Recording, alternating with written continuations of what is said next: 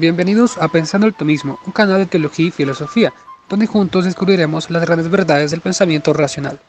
En esta ocasión, les dejaré una breve pero rigurosa explicación de la tercera vía de Santo Tomás de Aquino, la vía de la contingencia, por el profesor Dante Urbina.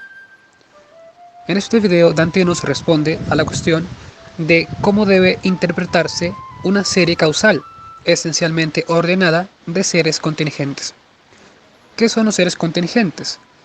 ¿Cómo es que en la serie causal de seres contingentes llegamos a un primer miembro, a un primer ser o bien a una primera causa que no sea contingente y que sea el fundamento de los demás seres que sí son contingentes? Esto es, que dependen intrínsecamente de otro ser para poder existir, ya que no poseen la necesidad de la existencia o bien la propiedad de existencia en su naturaleza intrínseca. Esta pregunta o estas cuestiones las responde el profesor Dante Urbina.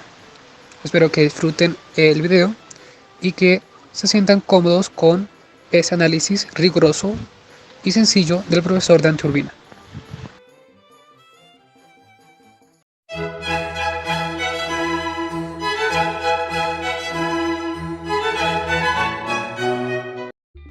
Consideremos ahora la tercera vía.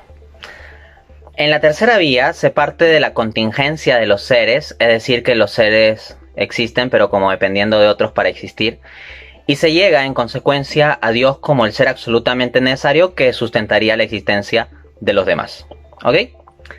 En esa línea encontramos el siguiente ejemplo en la página 92 de mi libro. A ver, abro cita.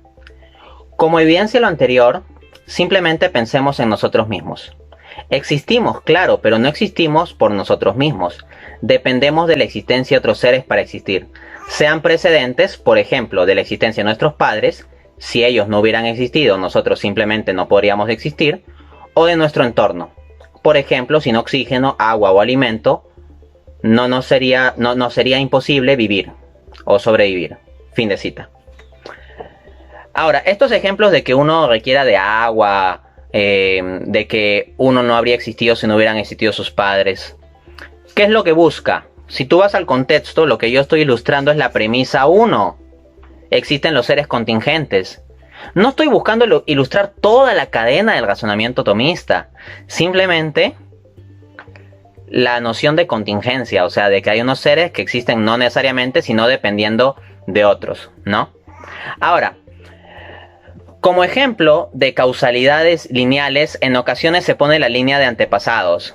Se dice, no, yo tengo un papá y ese papá tiene un abuelo. No, bueno, el papá de mi papá sería mi abuelo, y mi bisabuelo, y mi tatarabuelo, y así se podría ir hacia atrás. Y ciertamente esa sería una serie accidentalmente ordenada. O sea, se dio el caso de que ese sea el orden, pero no hay nada intrínsecamente que obligue a que necesariamente tendría que ser ese el orden, al menos si ponemos a pensar en posibilidades, ¿ok? Pero el ejemplo que yo estoy dando aquí es de otra naturaleza. ¿Por qué? Porque normalmente cuando se da ese ejemplo, se dice que yo, por ejemplo, tengo la potencia de engendrar, la capacidad de engendrar. De hecho, yo tengo una hijita. Entonces, para yo hacer activa mi potencia de engendrar, no necesito que esté mi papá o mi abuelo, eso se entiende. Pero en mi libro, yo no estoy hablando de la cuestión de la potencia que tiene uno para engendrar. En el ejemplo que estoy dando en el libro, estoy hablando de la cuestión de venir a la existencia, no de la potencia que uno tiene para engendrar. Yo estoy hablando de si yo hubiera existido o no existido, ¿ok? Entonces, ojo que se entienda esa diferencia en los ejemplos. Lo segundo que hay que precisar es que, como ya he dicho, este ejemplo se da para ilustrar la noción de contingencia, no el razonamiento entero. Pero de todas maneras, en ocasiones, y esta sería la tercera consideración, conviene incluso extender la cadena de causalidad accidentalmente ordenada, de series accidentalmente ordenadas con causalidad lineal, para mostrar de todas maneras que cualquier elemento de esa serie, aunque tú lo extiendas hacia atrás, sigue siendo contingente. Entonces, claro, si yo digo, yo soy contingente porque dependo de mi papá, pero mi papá también tuvo un papá, muestro que mi papá es contingente. Y si digo que mi abuelo tuvo un papá, o sea, el que sería mi bisabuelo, muestro que mi abuelo es contingente. Entonces sigo hacia atrás en la cadena, pero la idea ¿para qué es? Para ilustrar que incluso así cualquier miembro de la cadena que tú identifiques es contingente. O si yo hablo de que necesito de ciertas condiciones cosmológicas para existir o de agua, es también para ubicar que la existencia del agua o la existencia de ciertas condiciones cosmológicas es también contingente. Pero en última instancia, ¿qué se requiere llegar? A Dios. ¿Y acaso yo pongo a Dios como un miembro más de una cadena contingente? No, Dios está en otro orden de cosas. Jamás yo he hecho una tontería como seguir una analogía a decir que Dios es mi tatarabuelo. O sea, si yo siguiera una lógica únicamente de cadena lineal, yo llegaría a esa conclusión, que Dios es mi tatarabuelo. Pero jamás he dicho esa tontería, porque sí entiendo la distinción entre el orden accidental y el orden jerárquico en la causalidad. Ahora, hay unos ejemplos más adelante en el libro con los que ya busco ilustrar no solo el punto de partida, sino ya la procedencia del argumento de la tercera vía. En concreto, pongo dos ejemplos. Lo vemos en la página 94. Primer ejemplo.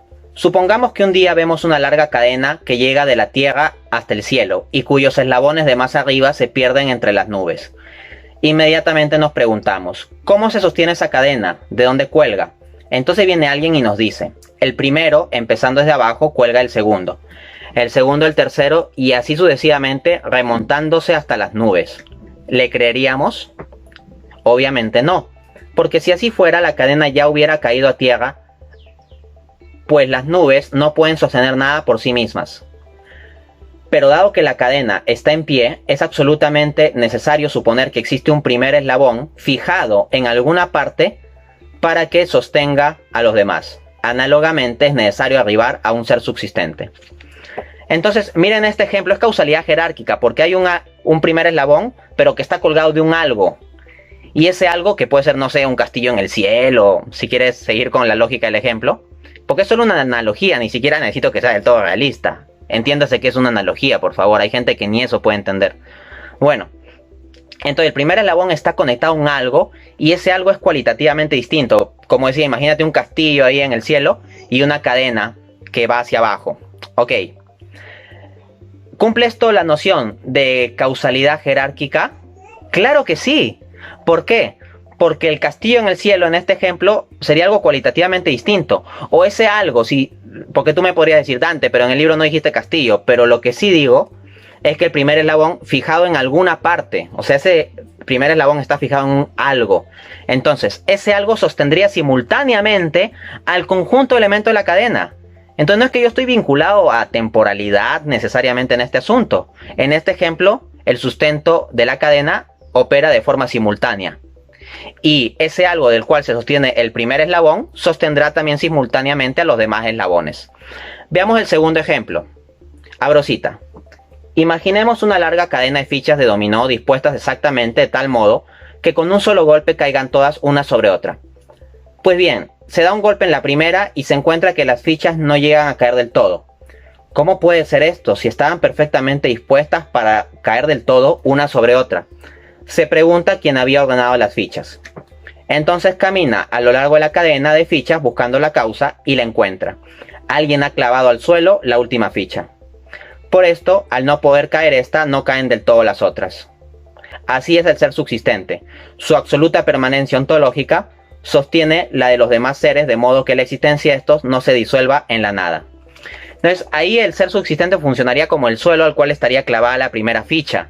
El ser subsistente no es un miembro más de la cadena, es cualitativamente distinto, está en otro orden jerárquico. ¿Ok? Entonces, el hecho de que yo entiendo que Dios sostiene continuamente en el ser y de forma simultánea a todo, incluso lo temporal, incluso lo que transcurre en el tiempo, es evidente de lo que digo en la página 103 del libro. ¿Ok? Allí digo lo siguiente.